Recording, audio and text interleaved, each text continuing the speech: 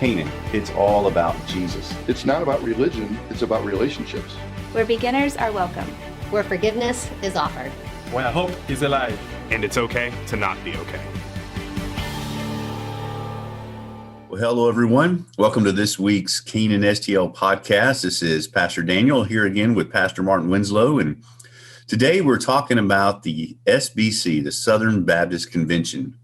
So last week, Pastor Martin and I were able to go down with our wives and spend the whole week just delving into all kinds of Southern Baptist Convention stuff, from the convention itself to breakout meetings to just having I had a great time. I don't know about you, Martin, but I had a great time.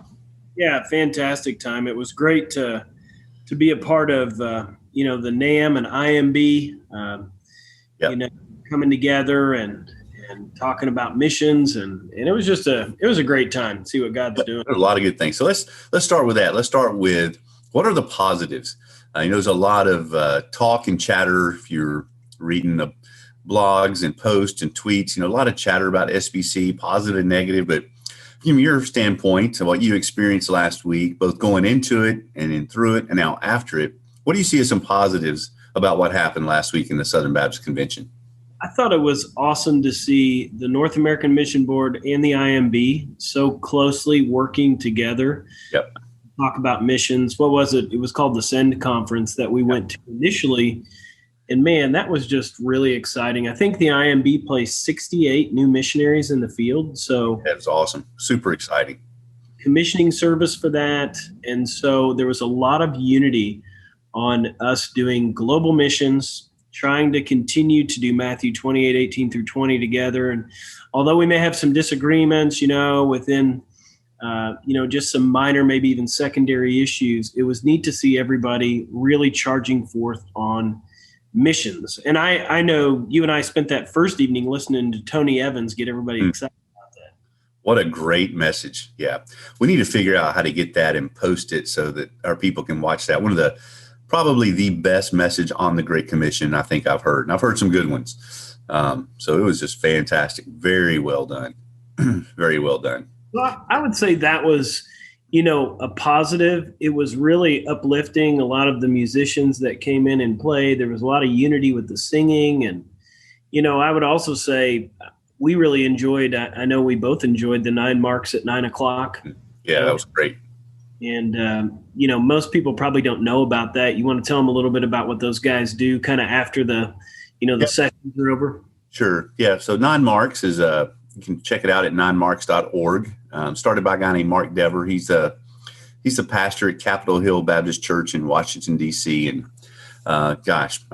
several decades ago, he started this. He wrote a book called 9 Marks of a Healthy Church, and that just kind of launched this whole, 9 Marks ministry. So they're Southern Baptist, but very, very conservative and just, a very unique way of doing church, which is, I really like them a lot. And so, it was really good. They always, so every year they always do kind of after the convention of the day, that night, they'll do some kind of breakout, they call it 9 Marks at 9. So it's at 9 p.m. And sometimes they'll do how we see the state of the SBC, or, like this time they also did a little session on deacons and how critical deacons are to the church, and just some really good stuff. Yeah, that was a highlight for me. I really enjoyed 9 Marks ministries. So that's good. What other positives? What about the convention itself? So the way the convention, the whole week is set up, you have Sunday night, Monday is what they traditionally call the pastor's conference. That's where you have preaching, and sometimes you have breakout sessions to, talk about different topics facing the church and that sort of thing. But then Tuesday and Wednesday is really set aside as convention business, right? So that's when motions are made. That's when all the different Southern Baptist Convention entities like the seminaries, Lifeway, International Mission Board, North American Mission Board, Ethics, Religious Liberty Commission, all those kind of give their reports and addresses, that sort of thing. What about the convention itself did you think was positive, Martin? The business, those 2 days of business. Sure. Well, I thought the attitudes, for the most part, were great. J.D. Greer did a great job of running the business portion of the meeting as president. Sometimes people's tempers get a little bit riled if they feel like they're not being heard, or, their emotions not being taken seriously. People are passionate. Issues like abortion come up, homosexual marriage, critical race theory, intersectionality, all of those things came up at different times during the business portion of the meetings, resolutions, things like that people are passionate about and should be passionate about. And I thought it was overall handled very well. When you have 17,000 people in the room, there's no telling what can happen when they get a microphone. 17,000 people means 17,000 opinions on every single topic. Yep, that's right. And I just thought, overall, that the tone was really good. We watch people today in our culture when they talk about things they disagree with, and so many times it turns into a big yelling match, and we just didn't see that. And I praise the Lord. That's right. Absolutely. Yep. So since the convention, you're able to look back and reflect. What do you think were some positive steps that we made as a convention? Yeah, I think some of the resolutions were real positive. Reaffirming, what SBC people have always believed since Roe v. Wade. Abortion is such a big issue. It seemed like, especially during this last election cycle, that even people who have been conservative Christians in the past, they're just probably, a lot of people are tired of the fight, with abortion. And so not taking it as seriously, but it was good to see that we passed a resolution again. And I think they were really careful with the language there. Originally, whenever the resolution went through, at least the motion to make it, there was this idea that by any means necessary, we would stop abortion. Well, that leaves it open to the crazies also to go in with guns and be wild. Absolutely. Yeah, absolutely. Yeah, there was wisdom there. Let me just briefly explain to our listeners what a resolution is at a convention, right? So a resolution is simply anytime the convention gathers, it's a resolution is a statement that is for or against something in a specific time. So it's not binding. It doesn't result in any action to be taken. It's simply a gathering, a statement that the convention wants to speak to, cultural, political, theological statement that the convention senses the leadership of the Lord to make public. So that's what a resolution is. Whereas a motion is made, it is binding. It does, if passed and adopted, it does result in the convention needing to take some kind of action. So that's the difference between a motion and a resolution. But anyway, go ahead, Martin. Sorry, I just want to make sure everybody understood that. Sure. I think that's an important point to understand. And resolutions, they may become outdated based on what happens in a culture. So like you said, yep, absolutely. Reflect a given moment in time. This is what we're saying is important at the time, Yes. Yep. It was good to see some real good foundational principles, I think, reaffirmed for us about biblical marriage and those kind of things. So I like to see that because you kind of wonder, as you look at Christianity and even in Baptist life, so many Baptist churches, closing their doors over time, that we're reaffirming the same beliefs overall as a convention. Yep. Yeah, I agree with everything you said. I also want to add, some other positives. One is just the stance that we as a convention took, especially there toward the end, of just making sure that we thoroughly deal with any kind of sexual abuse that's going on in our churches. We deal with it transparently, we deal with it aggressively, and we deal with it for the benefit of the victims. So I really was appreciative of that stance that we took. Yeah. So what about some concerns? Anything that happened that has brought concern to you?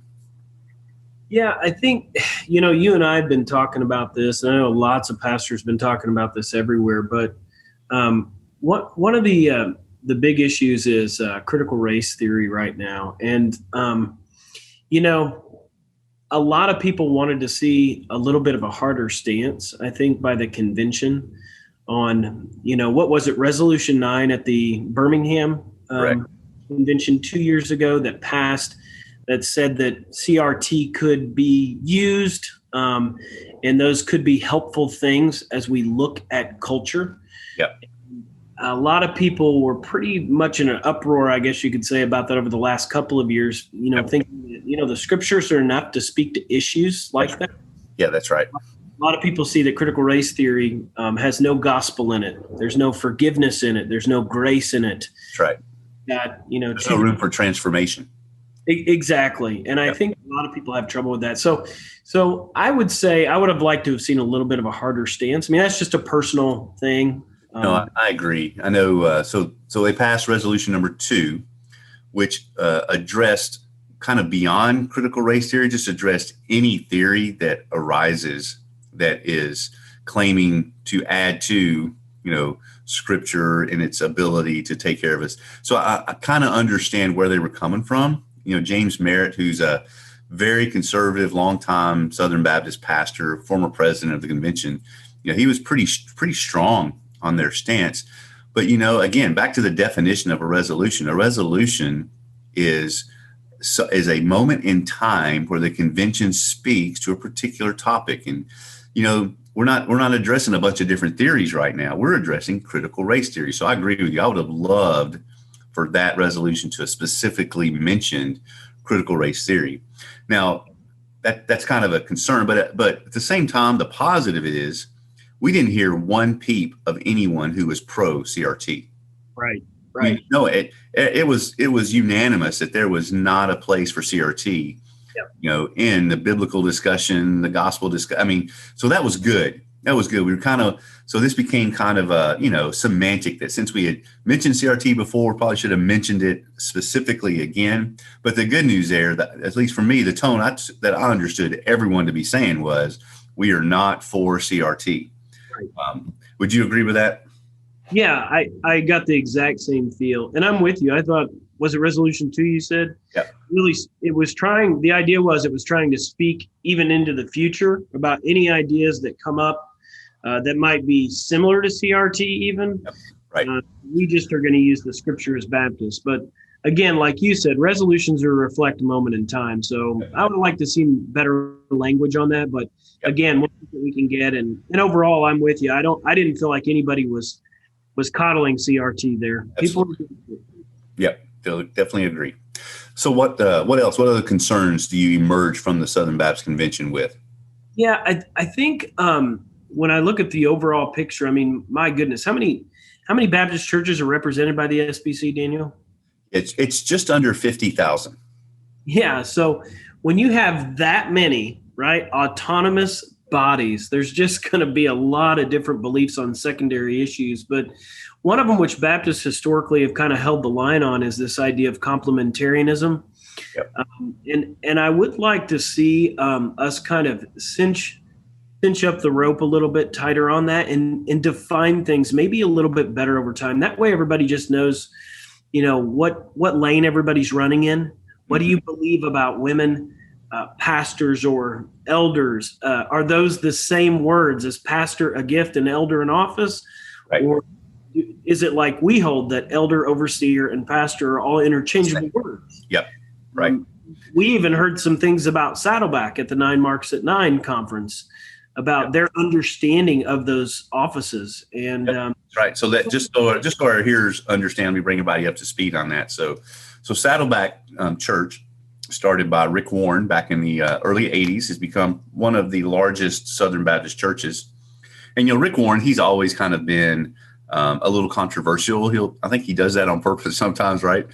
But anyway, so this issue of women pastors is not new to SBC. We kind of fought that issue back in the 70s, 80s, early 90s. And like Pastor Martin said, we came down in agreement with, according to the Baptist Faith and Message 2000, that pastors and elders can only be men. And we believe that because 1 Timothy chapter 3's qualifications mention that.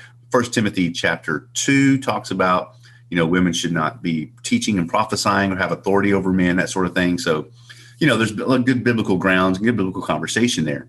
But anyway, that's kind of where we have historically landed. Well, a few weeks ago, preceding the convention, the big news is that Saddleback Church had ordained 3 women to be pastors. Now, to clarify, they are pastors over children or women, but they still gave them that title, pastors. And so that caused an uproar, in the SBC life. We're complementarian and, pastors only for male. That's anti-Baptist Faith Message 2000. Well, Mark Dever was talking about 9 Marks. He actually called Rick Warren and just asked him about it. And Rick Warren said, yeah, well, our view is that pastor's more of a gifting, elder is the office, and that they would not allow women to be elders. But as far as the gifting of overseeing and shepherding, that he saw that would be okay. So, so you're right. There's kind of a different view even within Southern Baptist life on, are pastors, elders, overseers the same? Are they different? And then what can women do according to scriptures, and what can men do according to scriptures, et cetera. So yeah, it's kind of a little bit of a divisive issue. And so let's also further unpack this, because this also has some implication with the new president, Pastor Ed Litton, who's the new president of Southern Baptist Convention. So complementarianism, if you're kind of hard complementarian, you say only men can be pastors, elders, only men can preach from the pulpit to a mixed crowd, to meaning men and women. Soft complementarianism would say only men can be pastors and elders, but a woman can speak from the pulpit if she's there under the authority of the senior pastor. So Ed Litton, he would be more of a softer complementarian, because his wife, Kathy, who's got a lot of Missouri roots, but she speaks from time to time from the pulpit, addressing women, et cetera. Her and Ed can do some sermons together, that sort of thing. So, there's some kind of, I don't know if concern might be the right word, or just keeping a watch on is this going to affect the trajectory of our convention. Of course, the far view to the left would be egalitarian, which is, many Christian groups hold this, that women can do anything. They can be senior pastors, lead pastors, elders, et cetera. I have not heard a good egalitarian argument against 1 Timothy 2 and 3. But be that as it may, that's just the other view that's out there, which has not been supported by the Southern Baptist Convention. So, yeah, right on. So back to your point, Martin, I was just kind of giving some explanation there. So what other concerns do you see?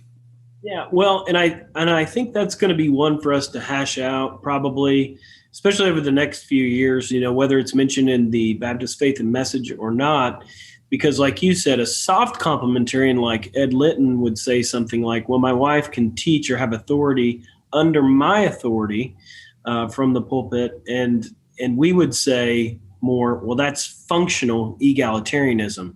So you can call it soft complementarianism, but actually here's just how you're acting. And so for us, I think just some more clarity on some of those things would be good. And this doesn't, that's a secondary issue. I think it's a very critical, very important one. We have strong beliefs on that. There's historical precedent that you look at as well, that I think is on our side. That complementarianism is definitely foundational.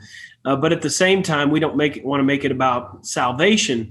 But again, this will affect how the church is run and whether or not it's being run faithfully. So I just think over the next few years, we'll probably see those things hash out more clearly. Yeah, I agree. But I think overall, I came away from the convention, kind of this has been my statement, it went better than I thought it was going to go. Yeah. Now, you and I both, we voted for, first round, we voted for Al Mohler to be president, because we just know where he is theologically. He is sound and solid. He has a long history of faithfulness and commitment to truth and to the gospel and to raising up, men and women to go serve Jesus all over the world. So I was really excited about him, really surprised that he didn't even make the runoff. So, but, God knows what he's doing. So we trust our sovereign Lord in this, but it was good. It was good. So favorite 2 things that happened, the best 2 for you. What were the best 2 moments or takeaways, if you will, from the Southern Baptist Convention?